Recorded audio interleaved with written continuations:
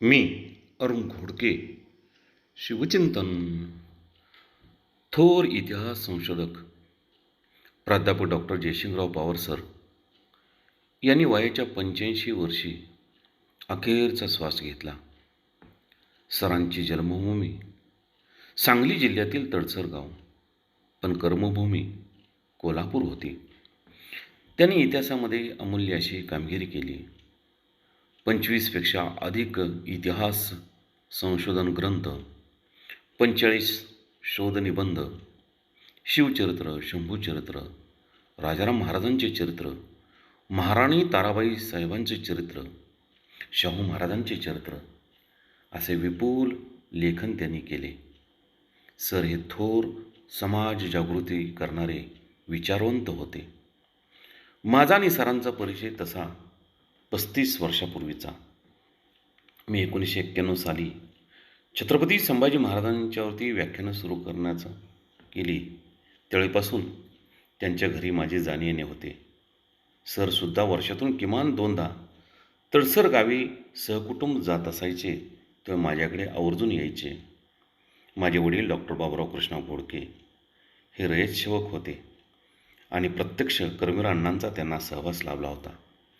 त्यांच्या आठवणी सरांना खूप आवडायच्या आणि ते मला म्हणायचे, अरुणराव, दादा जे सांगतात ना ते शब्दबद्ध करा.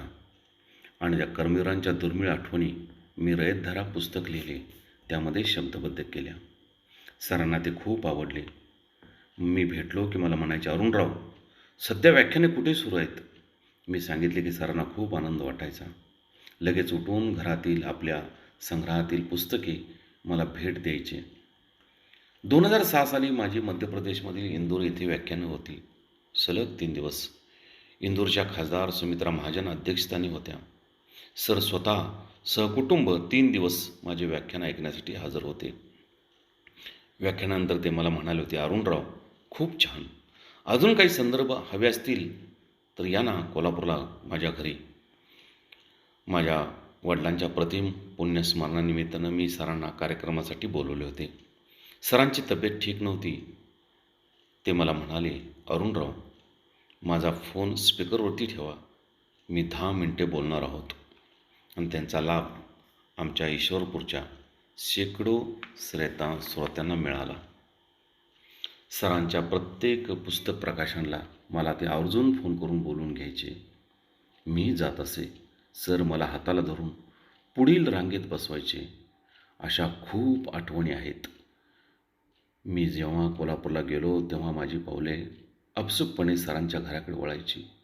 त्यांचे दर्शन घेऊनच 1.5 तास चर्चा व्हायची. आता फक्त राहिल्या आठवणी. बहुत काय बोलणे. राम, कृष्ण, हरी. सरांच्या पवित्र स्मृतीस विनम्र अभिवादन.